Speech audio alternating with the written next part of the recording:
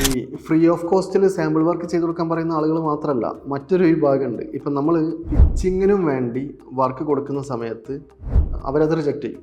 എന്നിട്ട് അവർ ഒന്നുകിൽ കോസ്റ്റ്ലെസ് ആയിട്ടോ അല്ലെങ്കിൽ അവരെ ഇന്നോസ് ടീമിനൊക്കെ വെച്ച് ഡെവലപ്പ് ചെയ്യാൻ ശ്രമിക്കുന്ന ആൾക്കാരുണ്ട്. ഇപ്പം അവസാനം നമുക്കുണ്ടായ അനുഭവം ഒരു 3-4 മാസം മുമ്പ് ഒരു ഓവർസീസ് എഡ്യൂക്കേഷന് അവരുടെ കൊല്ലം ബ്രാഞ്ചിൻ്റെ ഇനോഗ്രേഷനായിട്ട് ബന്ധപ്പെട്ട് നമ്മളൊരു കോൺസെപ്റ്റ് കൊടുത്തിരുന്നു.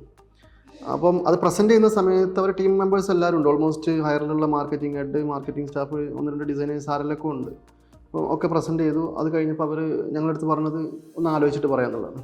1-2 മണിക്കൂർ കഴിഞ്ഞപ്പോൾ ഞങ്ങളെ വിളിച്ചിട്ട് പറഞ്ഞു, സിമിലർ ആയിട്ടുള്ളൊരു കോൺസെപ്റ്റ് ഞങ്ങളിവിടെ ഓൾറെഡി ഇന്നോസായിട്ട് ഡെവലപ്പ് ചെയ്യുന്നുണ്ടെന്ന് പറഞ്ഞിട്ട് ഞങ്ങൾക്കൊരു അവരെ ഒരു മോണിറ്ററിൻ്റെ സ്ക്രീനിൻ്റെ ഒരു ഫോട്ടോ എടുത്താണ്ട് ഫോട്ടോഷോപ്പിൽ ഓപ്പൺ ചെയ്ത് നിൽക്കുന്ന ഒരു ഫോട്ടോ എടുത്ത് അയച്ചു തന്നു.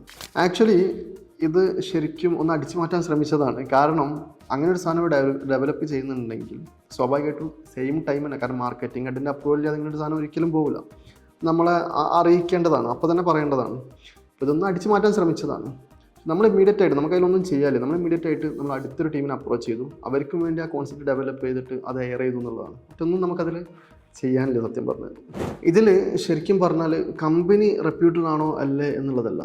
എനിക്ക് തോന്നുന്നത് ഒരു വാല്യൂ സിസ്റ്റം അതൊരു പ്രോപ്പറായിട്ട് അവർ ഫോളോ ചെയ്യുന്നില്ല, അല്ലെങ്കിൽ അത്ര വാല്യൂ അവർ കൽപ്പിക്കുന്നില്ല എന്നുള്ളതിനെ കൊണ്ടാണ് ഈ രീതിയിൽ ഉള്ള അപ്രോച്ചുകൾ ഉണ്ടാവുന്നത് എന്നുള്ളതാണ് ഞാൻ മനസ്സിലാക്കുന്നത്.